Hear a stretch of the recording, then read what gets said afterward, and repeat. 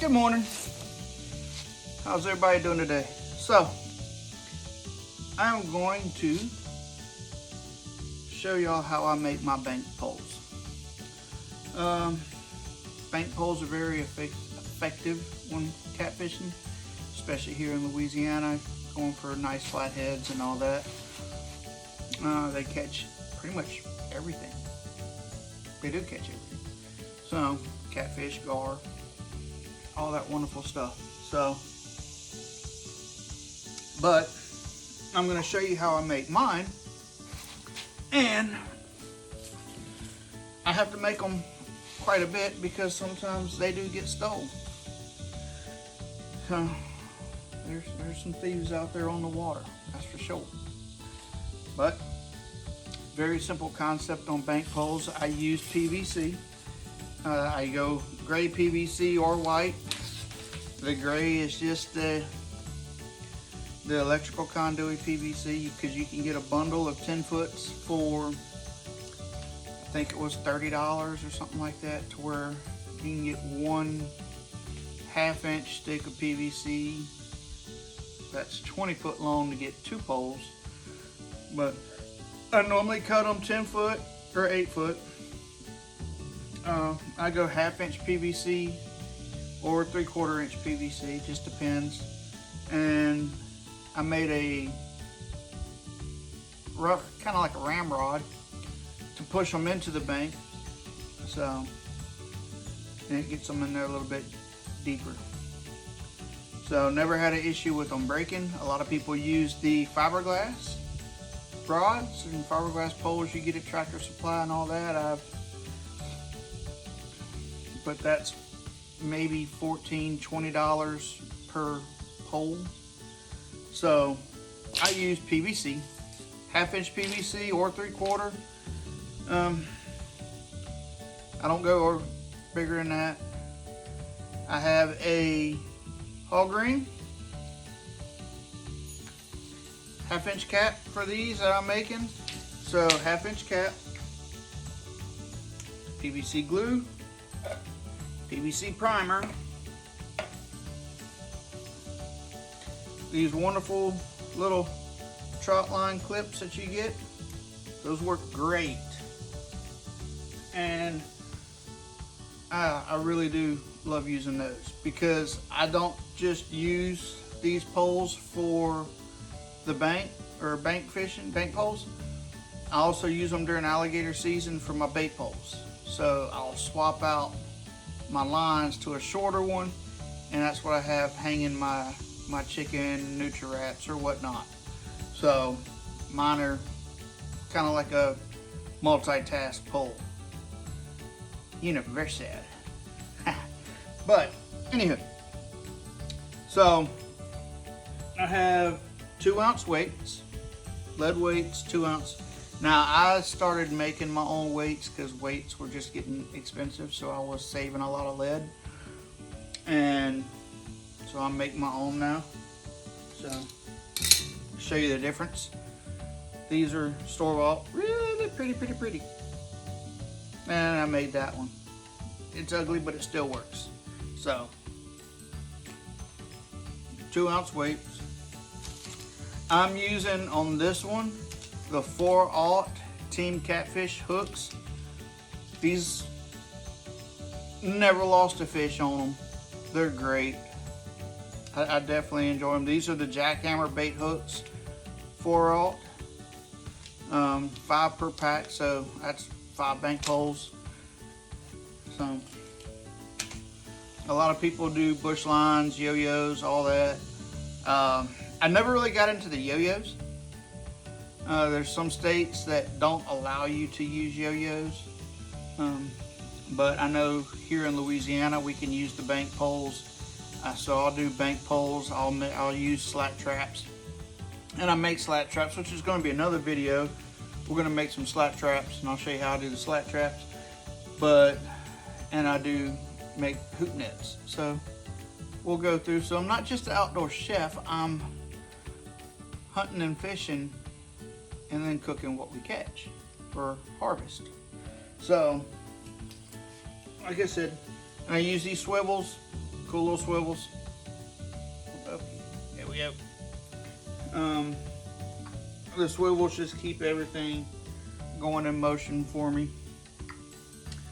And like I said, the hog rings, the medium size hog rings. If you don't have hog ring pliers like these, regular pliers, El Cheapos, they work great. I'm using a number 16 tarred twine. It's also one of the lines I use to make my throats for hoop nets or make nets with. So, and I use a reamer. Don't have to, but I like to clean out all the little drill holes that I make. And PVC cutters. Simple as that. That's all you need. Simple stuff. So what we do, or what I do, is I'll take my PVC pipe and I'll measure it. And this one's right at 8. So I like this one. This is the white PVC. So I have it cut. Once I cut it, I'll actually come back down with it because I want to put a 45-degree angle, or I just want to cut it to where it will give me like a little tip or a point in the front going down into the water. So, I mean, not into the water, into the bank. So there we go. Now I have this little edge and tip so I can shove into the bank. I'll take my reamer and I'll just clean that up just to sharpen it up a little bit. And that side's done. And then we'll flip it. And this is the side for my line. So I'll take my hog ring, because prior to doing it like this, I used to drill a hole straight in the center, then I had to cut and measure. So now I just take my hog ring, I see how that is and how it's sitting. I'll take it and I will place the hog ring right on the PVC, and I'll go about 1 inch down, maybe 1.5 inches, and I'll just mark where the hog ring sets. And then I'll do it on both poles.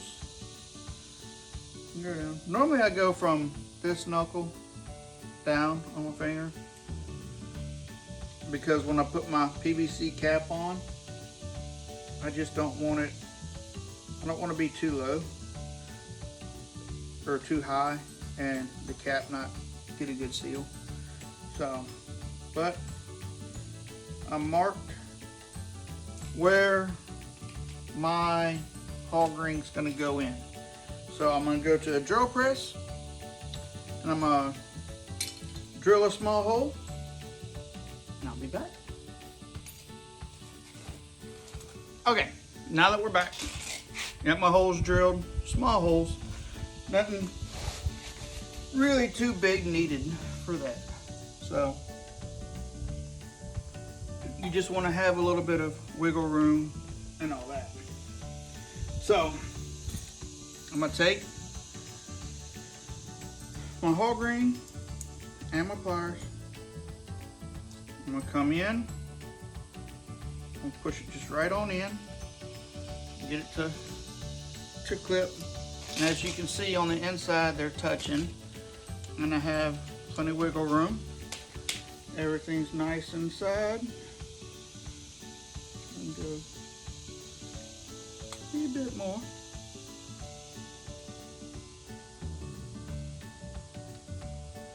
we go.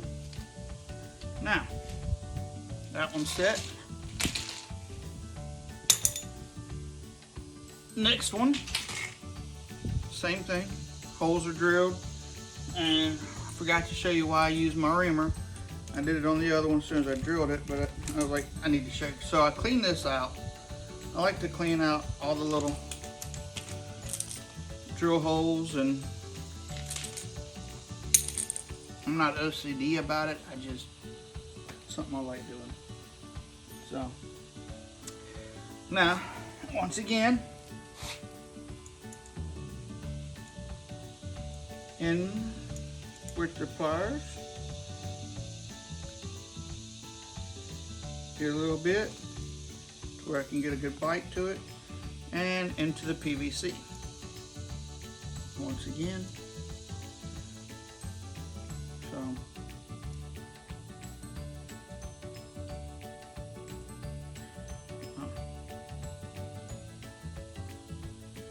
get another bite. Come on now.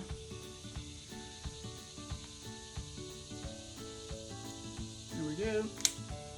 Boop. Done deal. There we go. It's all to that part. Then I will get the caps on it. Gotta love this Louisiana heat. Y'all, it's hot. But I'll just clean up. Clean. I like how the primer and all that sets as a kind of like a activator. Le glue. Le glue. And then we slop that on there.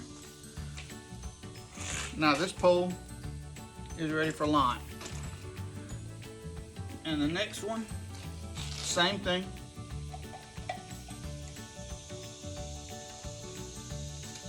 Ye purple primer.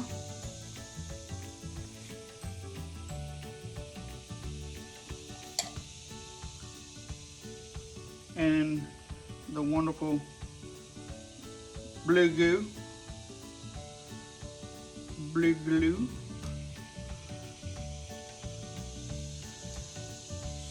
Slap that one on there. And that one's ready for a line too. Then I'll close my stuff up. So, but that is my bank pole. That is all I do to make that to where I can hook my lines to it and catch fish, or use it to hang my alligator lines. So now with my line, like I said, I use, this is the number 16 tar twine. A lot of people do a lot of fancy knot work and a lot of stuff like that. I do it the same as a trot line, or how I do my trot lines, because number one, I'm lazy with a lot of stuff, but I just like to do it to where it's quick release, and I just do a simple knot. Boop. That way, when I'm going through, I'm actually going to go in this one, wrap it through, and I'm going to pull it too. So now I have my line that I'll put on my bank pole. So my bank pole is going to go in, and then that's going to hook just perfectly right there for the bank. Then I'll go down the pole. Once I get to the end, I do a full turn and I go one more up, because number one is I want that to be able to, when I drop it down in the water, I want it to sink down, but when I put it in, I want it to be in the water, not, you know, where it's not going to be. So then I'm going to hook my swivel. Whoop, wrong. No swivel yet, sorry, getting ahead of myself. Undo this.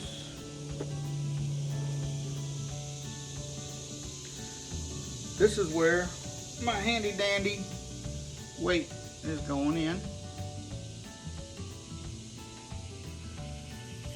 There's my weight. Here we go. Here we go.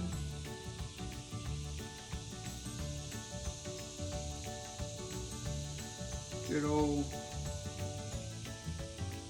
slurpee. And then, here we go. My swivel. Going right on. And boom. So now I got my weight, my swivel. And then I'm gonna go with my hook. So I'm gonna take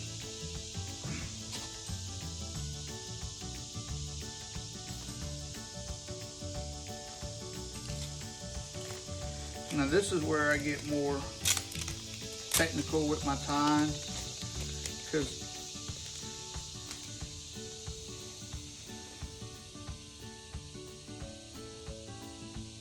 you go down. So I probably want maybe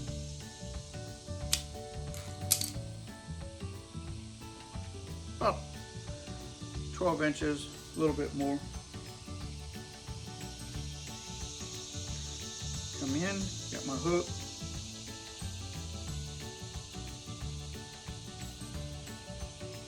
Whoop. Regular fisherman's knot or slip knot, however you want to go with it. And then coming in,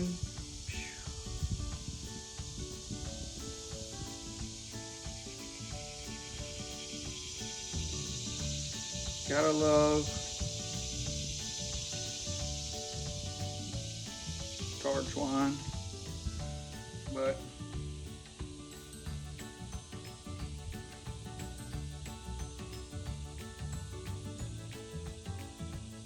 there we go.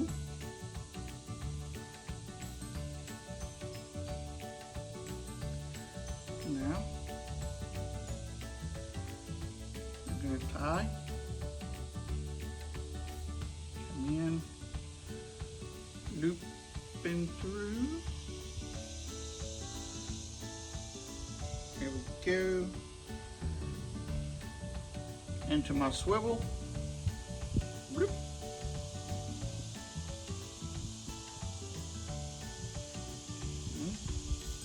There it is. That's all there's to it for me. And then I'll cook that, burn that, clean it. That's it. Now, this one is ready for a piece of shad, and I'll show you. Hang on. So, that'll go in the water. On the bank, this goes in the water with a piece of shad or whatnot. Fish grabs it, boom. Now, I'll show you what I use, hang on. So this is the kind of little ramrods that I use. I made, this is 2-inch with a 2-inch cap. I have this one. That one's 1.5 inches with an 1.5 inch cap. So, I don't like just grabbing and trying to push, and people use the rubber mallets and all that. I like to go and use the KISS method, keep simple, stupid. But I'll get my bank pole, I'll put it in the ground, bring it down, and then bang it right on in, and it's good to go. So, and then I just keep that in the boat. We're good to go. So that's how I make my bank poles. Hopefully, try it, see if you like it, adjust it however you want. There's a million and one ways to do it. This is just how I do it. So I'm no great professional angler. I just love catching catfish or gar and cooking and feeding. So, and teaching my kids. So anyway, like, subscribe, share. Y'all have a blessed day and enjoy yourselves.